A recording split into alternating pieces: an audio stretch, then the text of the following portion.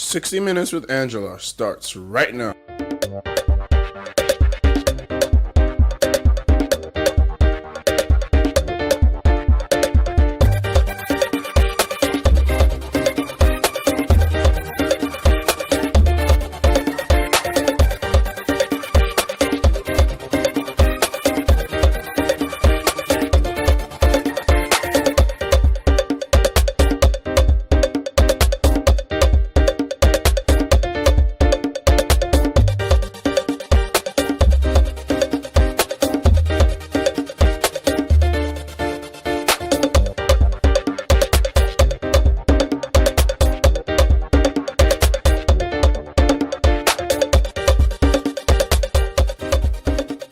Let's look at Nigeria the way it is. We need a better country. We need a better society. We need a country that we all can be proud of. Do you know what many elites that I know have done in the past 2 weeks? For days in the night, they were glued to their set watching the celebration of democracy in America. Yes. Quoting from what everybody was saying, from Michelle Obama to Obama to Hillary Clinton, line by line. When did we have that kind of thing in Nigeria? Primaries will be conducted, and then you'll be talking about how money was shared. That's what comes out of our political system. No ennobling words, no exhortation, no encouragement to lift our gaze higher, to see the bigger picture. So we need a better country.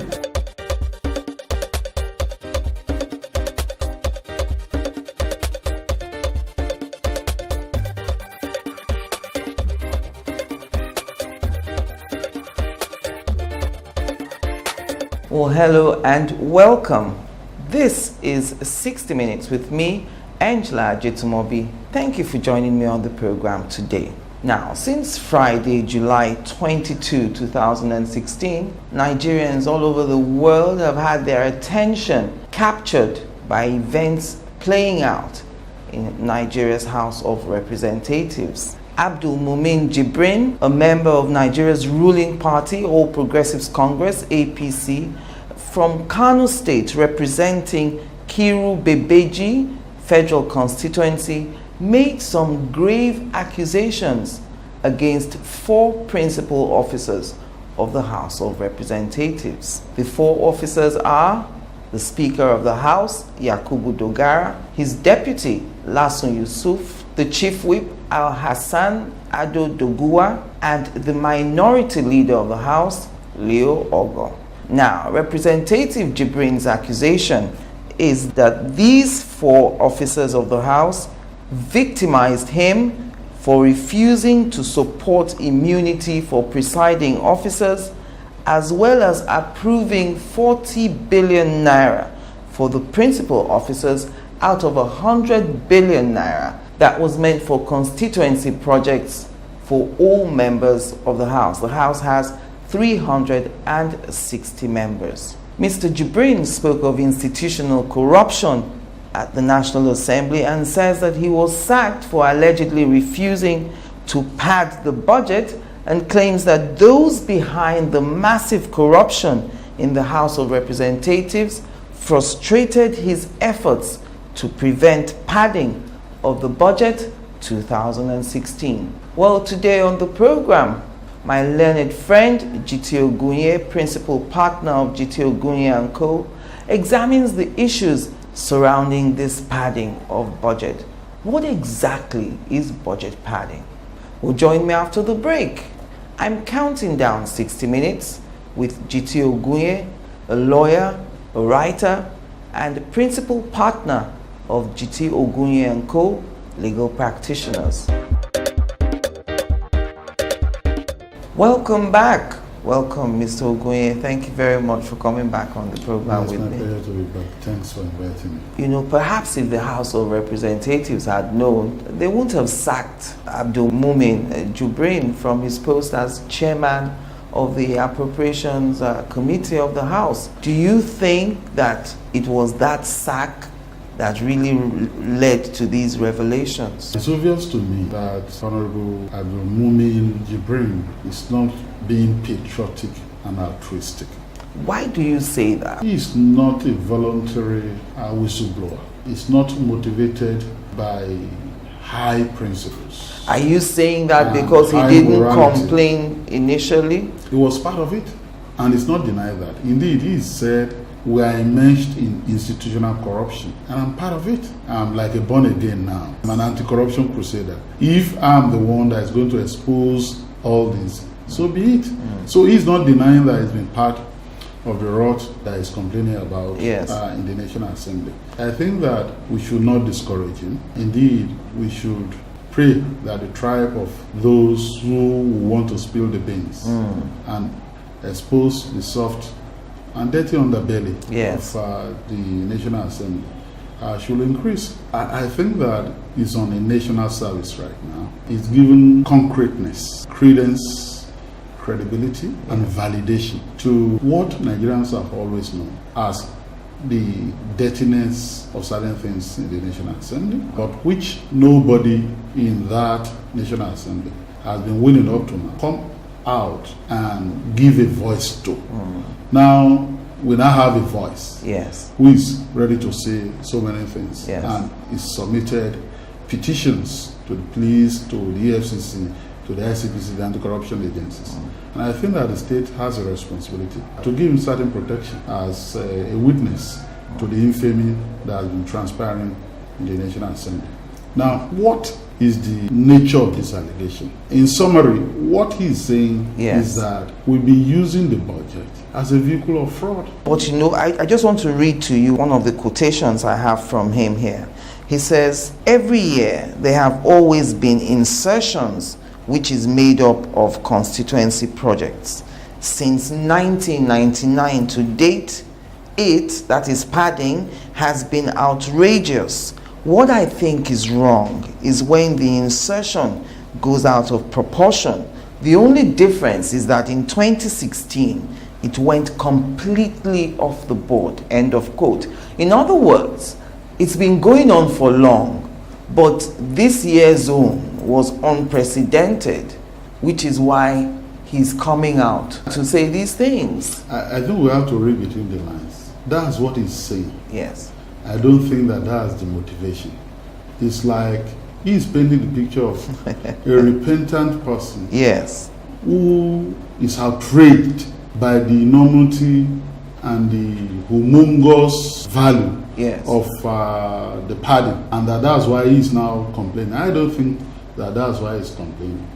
Why he's complaining, in my view, is because he's been yanked off a committee that is regarded as the engine room of the National Assembly. A juicy committee. In fact, the juiciest appropriation committee. You know, if you take the amendment of the Constitution, the next most important thing that the legislature does is to appropriate money, is to pass an appropriation bill into law for the assent of the president. So in other words, that committee oversees anything we want to spend. It's very important, including the money that the National Assembly will get. That committee is very important, and when the House of Rep or Senate or both of them are under pressure, as they usually are, because they don't take seriously the job of appropriation. Maybe we have about 30 days for them to do that. Nigerians are saying, when are you going to pass the budget? You know, they just allow the appropriation committees to do the work. To handle everything. So it's a very powerful committee. So when you then have somebody being yanked off from that committee by a colleague and principal who had the prerogative to announce the composition of the committee, and who deliberately, we must assume, had put him as the head of that committee.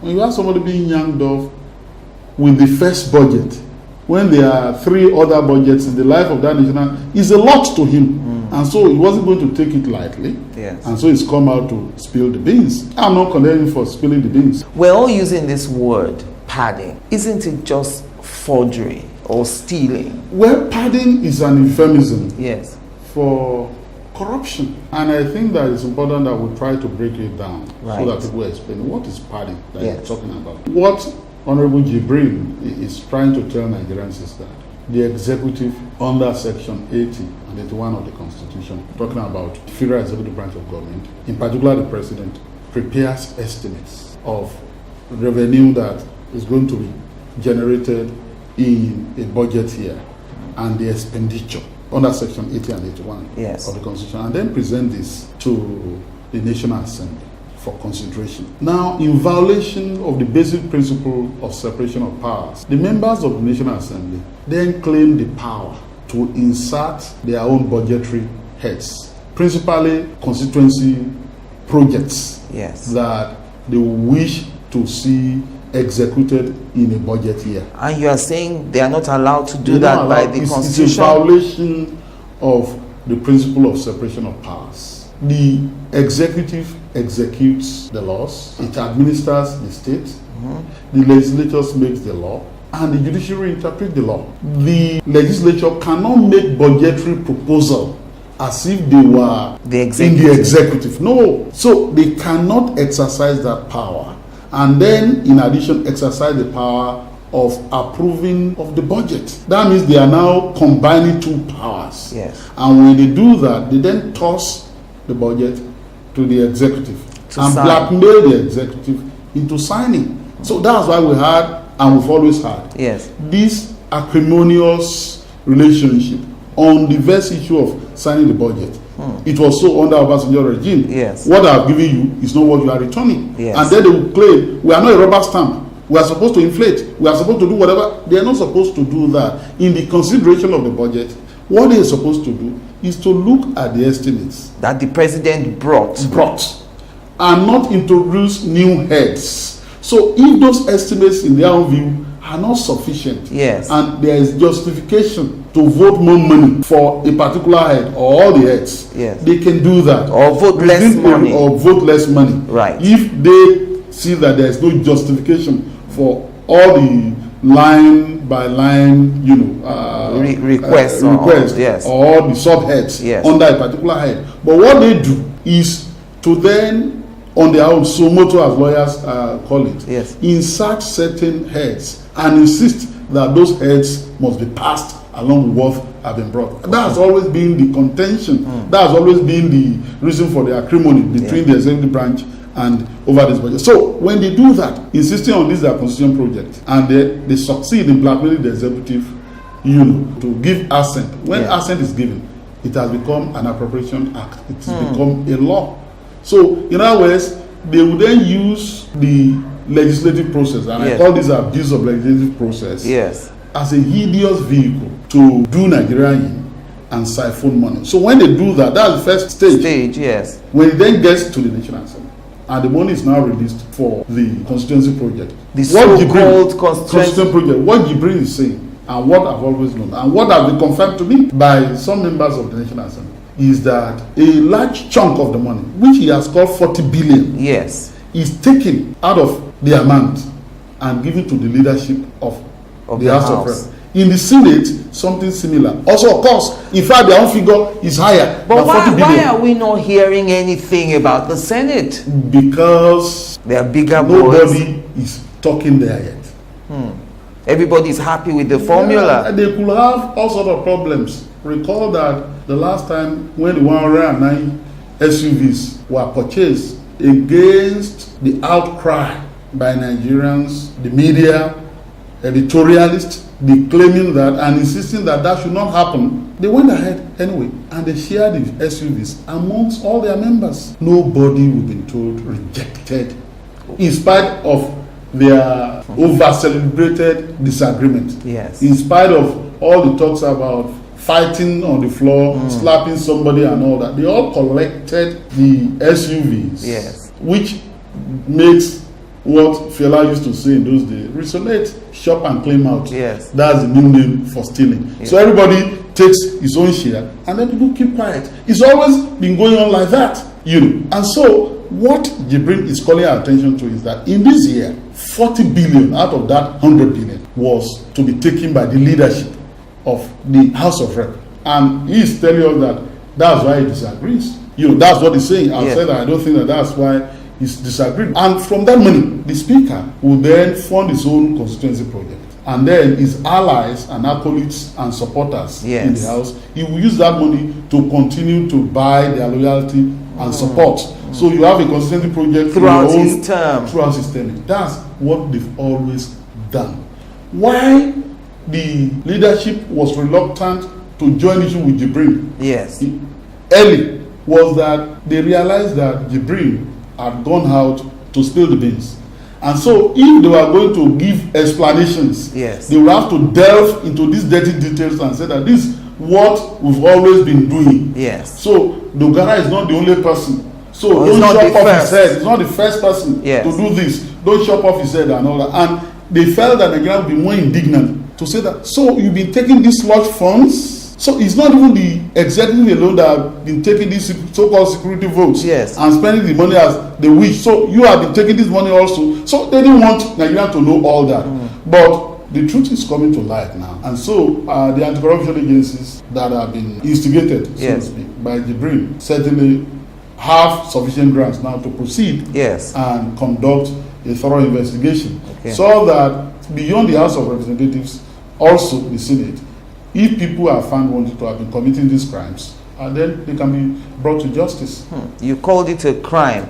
Now, looking at the anti-corruption agencies, Jibrin has submitted a petition, as you rightly said, to the EFCC, the ICPC, the police force. Did he need to submit a petition for them to move in, considering the weightiness of these allegations in the last 2 weeks? Are we saying that until and unless Jibrin submitted that petition, the EFCC could not move in based on these facts that are in the public domain and take action?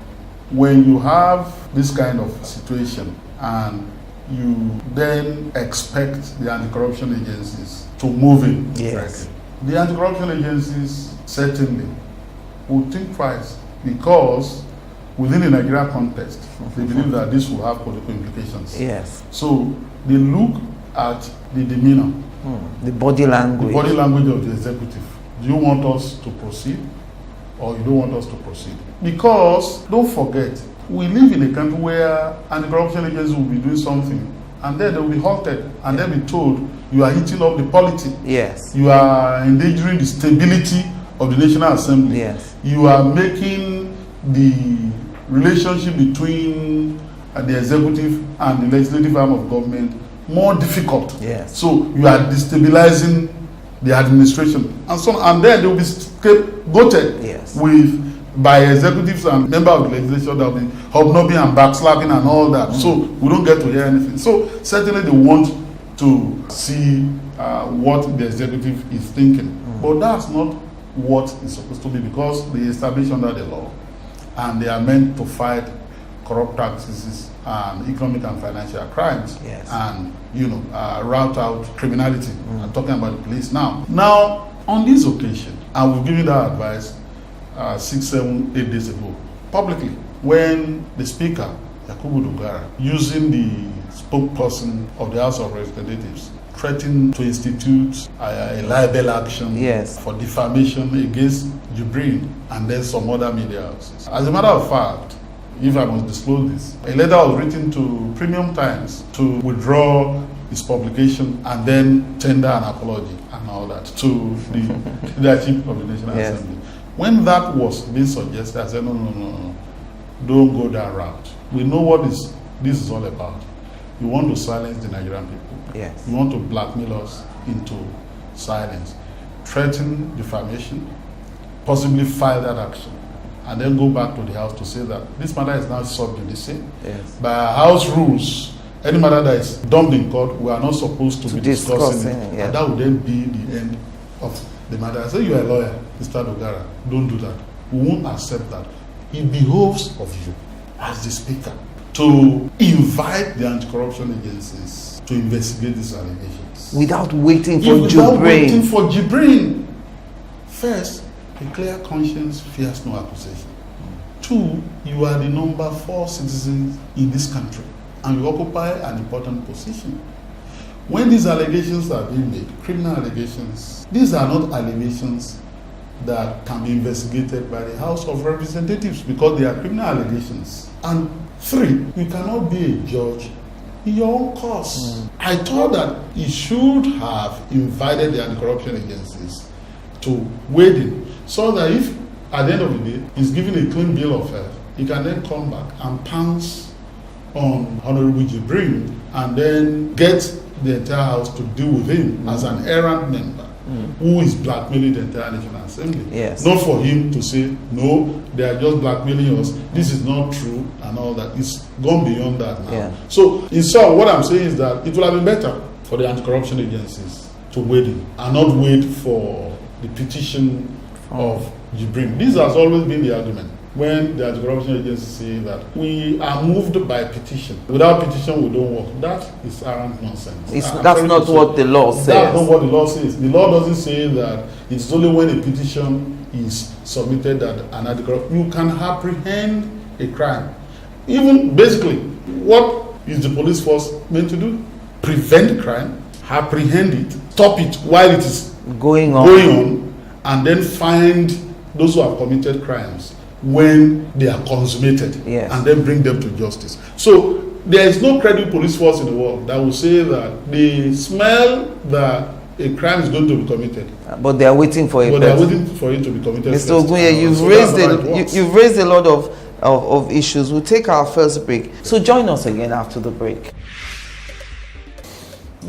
Nice question. Angela, that's a great question. It's a good question. It is difficult to respond to that question. That is a serious question. Angela, that is a very great question. Great question, Angela. You know, Angela, that's a very difficult question. That's a great question, Angela. Okay, that's a great question. Angela, that's a tough one for me. That's a good question. Good question. I love to ask questions. I think it's what I do best. You see, I think that the fastest way to learn anything is to ask questions.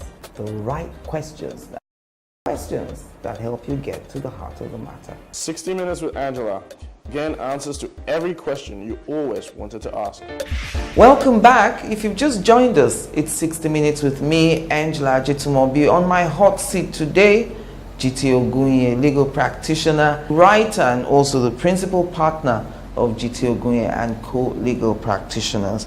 100 members of the House of Representatives, they call themselves the Transparency Group, told the anti-graft agencies to wade in to this allegation, saying that the allegations had nothing to do with the entire House, and that the chairman of the House Committee on Public Affairs, Representative Abdulrazak Namdas, who spoke on behalf of the House, had no right to do so because these allegations are against 4 principal officers of the House. What do you analyze with that statement? I mean, how do you see that statement? I see a desperate bunch, self-styling itself a transparency group, trying to distance itself from these sleaze and these allegations.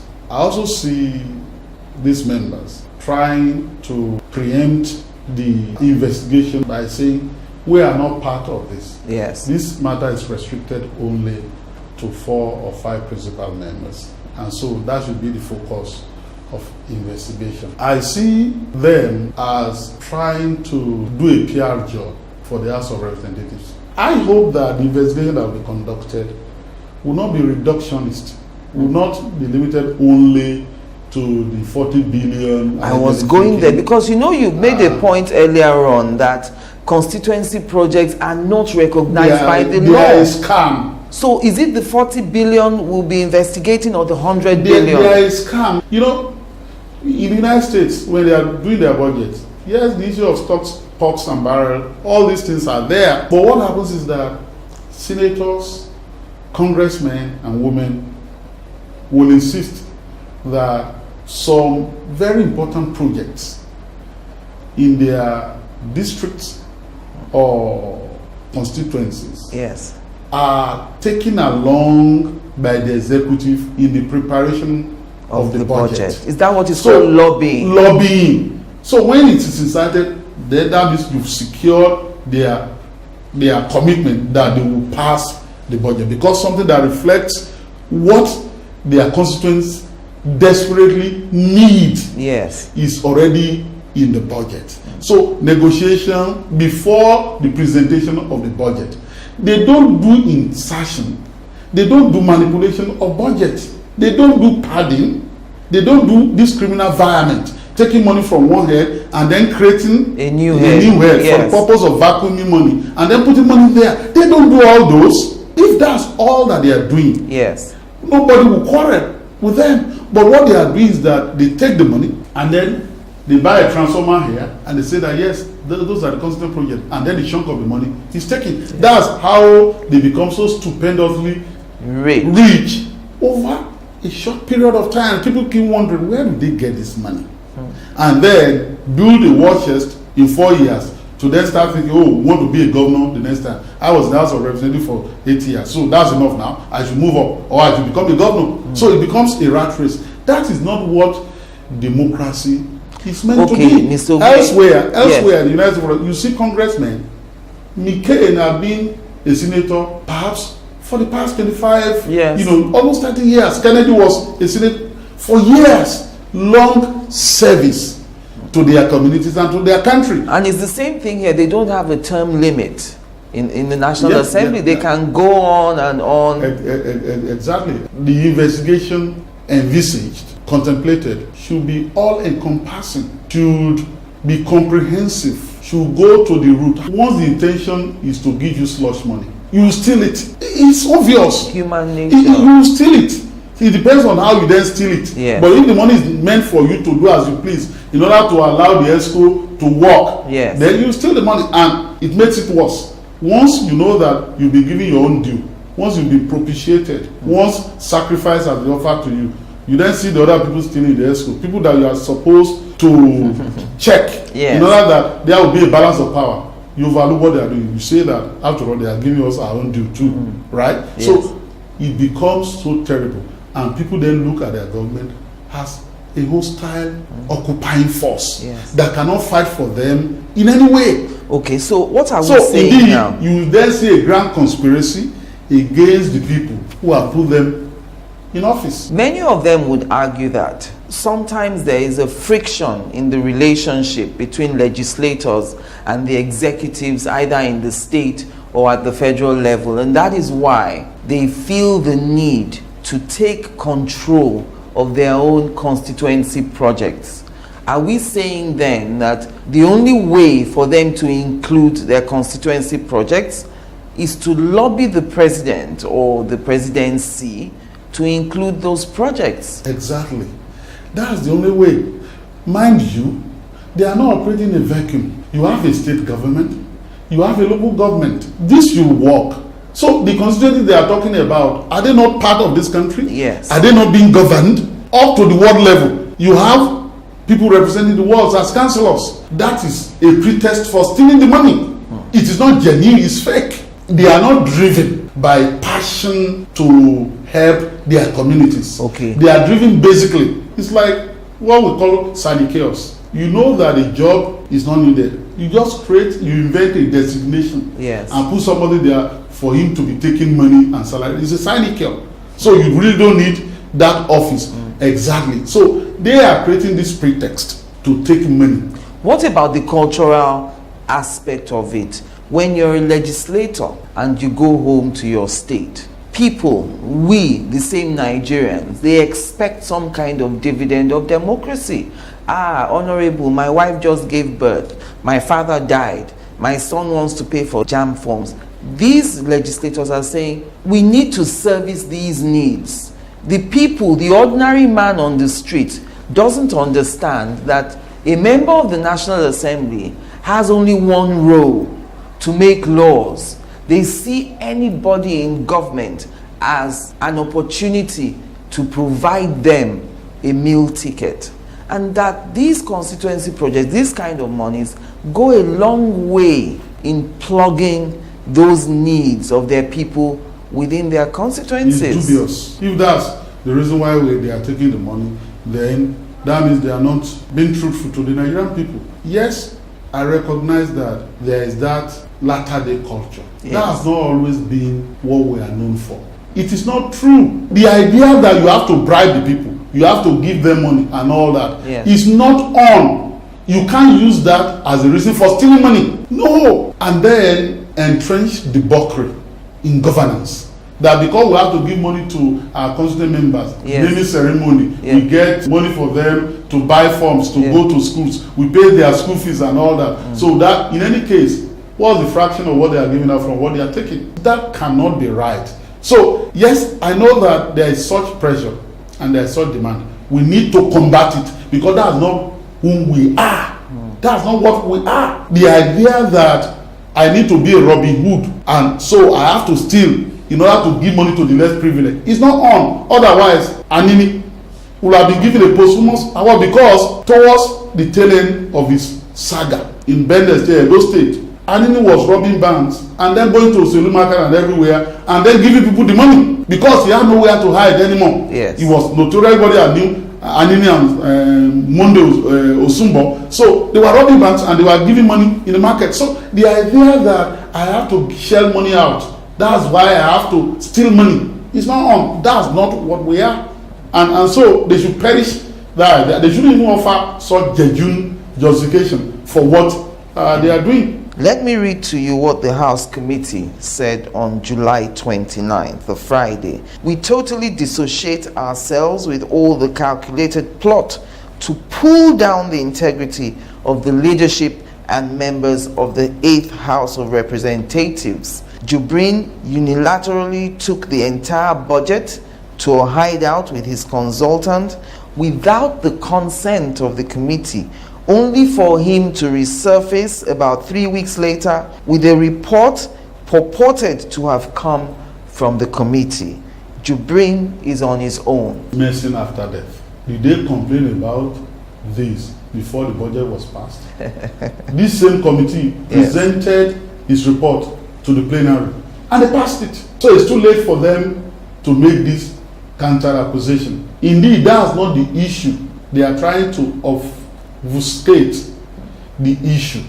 They are trying to sweep it under the carpet. That's not the allegation here. Whether he disappeared to work on it with his consultant without carrying all the members of that committee along or not, that's not the issue here. The issue here is a constituency project budget that is meant to be stolen and then the taking of a lion's share of it and giving sale to a leadership comprising of 3 or 4 members for them to spend as they please, as slush fund, whether this is legal, whether this is not criminal. Those are the issues. By the way, who are these people to talk about the integrity of the National Assembly? I get exasperated when people say that. And I'm saying this because you see, I've said that, as a public analyst who is weighing, you also know that you are talking about people, and so you have to be measured and very objective. As much as possible, be constructive. Yes. But I get exasperated when they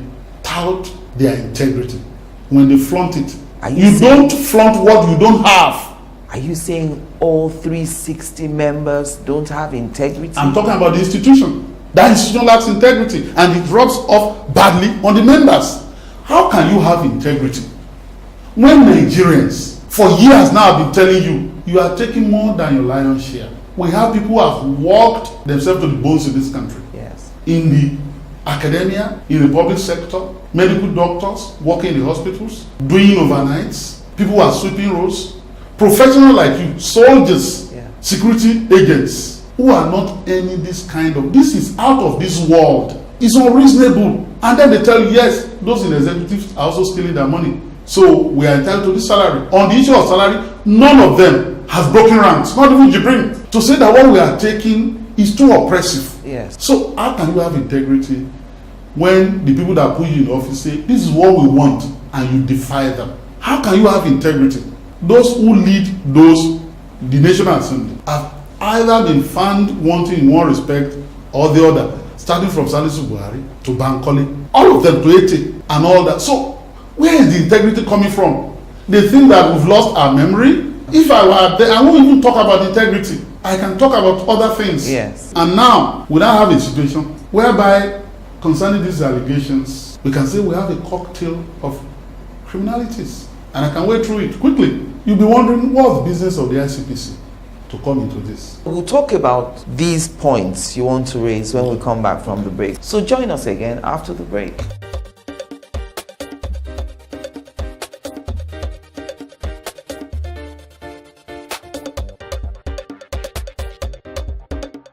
Welcome back. My concluding moments now with legal practitioner Jiti Ogunye. You were talking about why the ICPC should come into this case. Just one section of the Corrupt Practices and Related Offences Act, Section 22, using office to confer gratification on yourself. When you use your office to confer gratification on yourself, you committed an offense.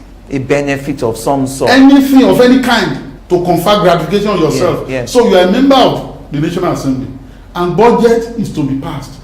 You are now using that budget to ensure that money is given to you, which you then intend to take. I won't even use the word still, to take. That's conferring gratification on yourself by using your office. That's a criminal offense. Does it matter that you say, oh, the money, I want to use it to build boreholes in my constituency? Can that be a legitimate reason? It's not legitimate because it is unconstitutional.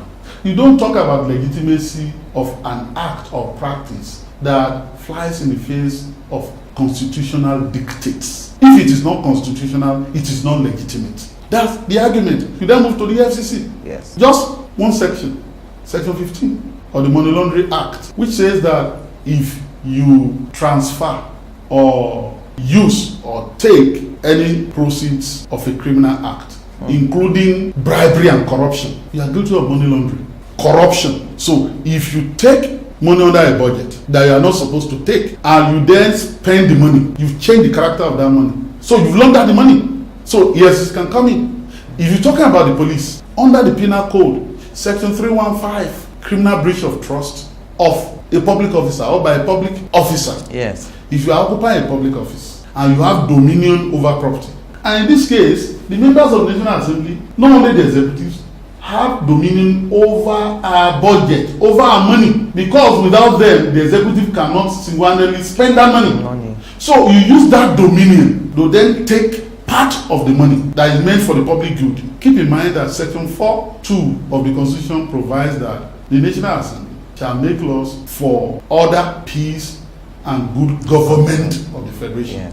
So if that's your duty, and you then abuse that office and misuse your power and abuse the trust that's reposed in you, you violated the provision of that Section 315. So, in other words, the point I'm making is that what they are thinking is a light matter. It is a cocktail of, and so our anti-corruption agencies need to wade in and say, this must stop. Even if you are going to get 100, 200 of them arraigned, it will be good for this country. These people don't have immunity. Let's get that clear. They don't have. None of them in the House of Representatives. Is the Speaker a candidate now for impeachment, perhaps? Who's going to impeach who? You know, people say people should resign.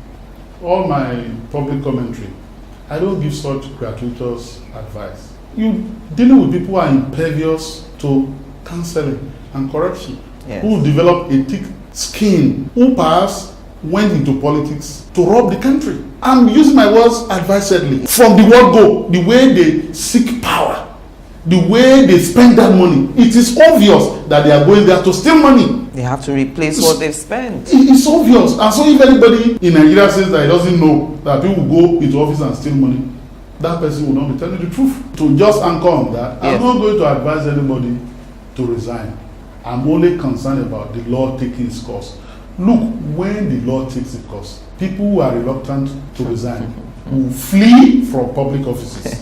So the best way to get people to resign is not for us to be sermonizing and advising that they won't take to advice. The best way to get them to resign and not near public office again is to disgrace them out of office if they are found culpable and wanting. So when the law works, indeed, many people who would have wished to go into public offices will not near public office. Will think twice. And those who miss their way there will be booted out of the place and disgraced out of office. That's what I'm enamored of. Something you said earlier on about how, you know, this padding has been going on for a long time and they end up blackmailing the executive to sign the budget. Why do you think that the executive has allowed itself to be blackmailed all these years? Also are not clean. Okay. That's the truth. Because you see, it's not about being pragmatic. It's not about being a team player. It's not about being a statesman. It's not about being receptive to ideas, carry everybody along. If I were to be a president of the country, of this country, and you go and pack budget and you start, I won't sign that budget. Even for a whole year, we will stay the course. We will insist that common sense must prevail. We will insist that the rule of law must be obeyed. So why do you have to bend backwards to accommodate evil? And you then say that you are part of the political class anyway. But I suppose that if you have a president who is even regarded as one of the best, if you have a president, and I'm just speaking generally. Yes. In the course of his election hearing, he spent X amount. And out of that X amount, there are party people who are in certain positions who donated billions to that cause. He is morally blackmailed to that extent. While he wants to move against sleaze and corruption, something in his head just rings. But in a way, although I have not stolen money, but to my knowledge, a lot was, and those people who are bringing that money, I cannot say with a clear where they got their money that this from. money was from them. So using government offices, government institutions to fund elections and all that. It's different from the time past when, as I've stated, in Ondo, Ekiti, you still see all people who glazed Chief Obafemi Awolowo's handwritten letter, thanking them for contributing to their party. These days, you have one lodestar who is so rich, and then is the leader of the party, or is the chieftain of the party. He sits down, election is coming, he puts all the money down. Financier. And you then say you have a party. You don't have a party. You have a business empire presided over by that person who is the CEO, and he can get rid of you because you are not putting money down. He's the one that is putting money down. Yes. Money that is also made from the state.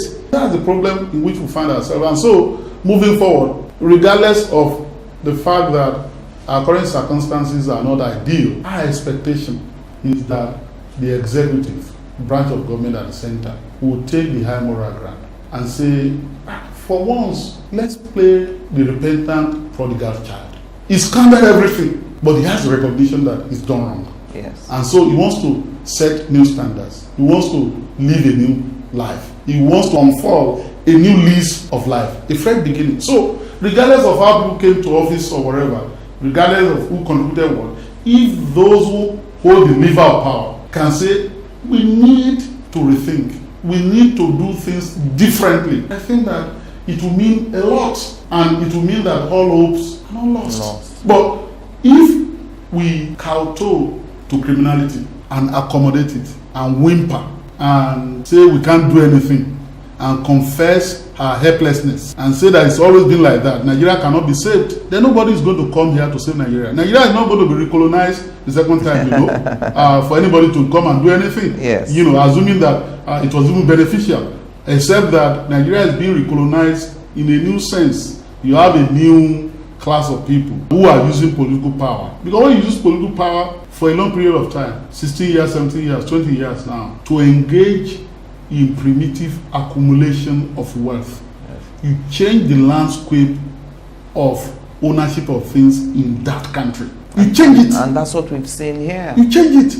And that is not egalitarianism, that's not justice, that's not equity. And I'm not saying this from the perspective of those who are saying that they brought a change and now I can't see the wood from the trees, really. What's the change here? Those who are doing this, members of the same party, in the morning, in the afternoon, they change parties as if you are changing diapers. And so what is the change there? I'm not talking about that. All I'm talking about is that let's look at Nigeria the way it is. We need a better country.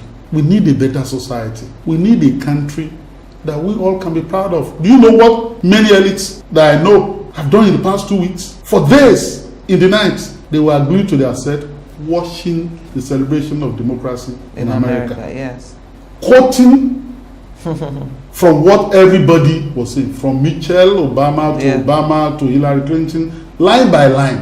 When did we have that kind of thing in Nigeria? Primaries will be conducted, and then you'll be talking about how money was shared. That's what comes out of our political system. No ennobling words, no exhortation, no encouragement to lift our gaze higher, to see the bigger picture.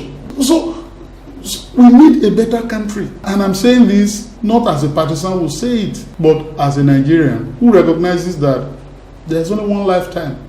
We're told that after this lifetime, there will be judgment. And I've said it elsewhere. God will not give Nigerians a lower standard.